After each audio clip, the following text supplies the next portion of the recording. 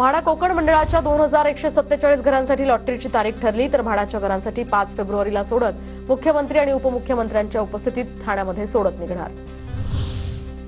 Vasai भाईंदरच्या Ro-Ro सेवेच्या फेऱ्यांमध्ये आता वाढ, तर वाढती प्रवाशांची संख्या लक्षात घेता हा महत्त्वपूर्ण निर्णय। रोरोच्या 6 फेऱ्यांमध्ये वाढ। नागपूर पोलिसांकडून आज टायगर रन मॅरेथॉनचं आयोजन, तर सायबर गुन्हेगारी आणि अंमली पदार्थांविरोधात नागरिकांमध्ये जनजागृतीसाठी या मॅरेथॉनचं आयोजन। पोलीस आयुक्त डॉक्टर रवींद्र कुमार सिंगल यांचा मॅरेथॉनमध्ये सहभाग।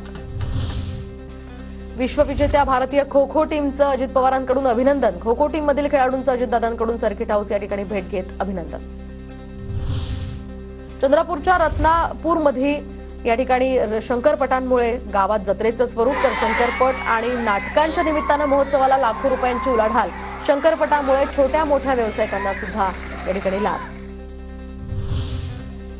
भोरमध्ये पोलीस पाटलांसाठी अॅट्रॉसिटी कायद्यासंदर्भातील मार्गदर्शन मेळावा, तर अॅट्रॉसिटी कायद्याची माहिती आणि अंमलबजावणी अशा विविध गोष्टींवर करण्यात आलं मार्गदर्शन। कोल्हापूरच्या इचलकरंजीतील खोतवाडी या गावामध्ये घरफोडीची घटना, तर 3 लाख रुपयांचा मुद्देमाल चोरट्यांकडून लंपास। चोरट्यांविरोधात पोलिसात तक्रार दाखल, आरोपींचा पोलिसांकडून शोध सुरू।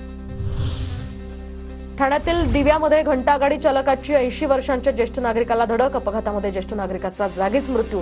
घंटागाडी चालकावर मनुष्यवधाचा गुन्हा दाखल करण्याची मागणी।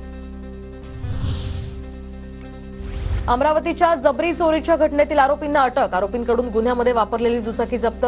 आरोपींविरोधात दत्तापूर पोलीस ठाण्यात गुन्हा दाखल।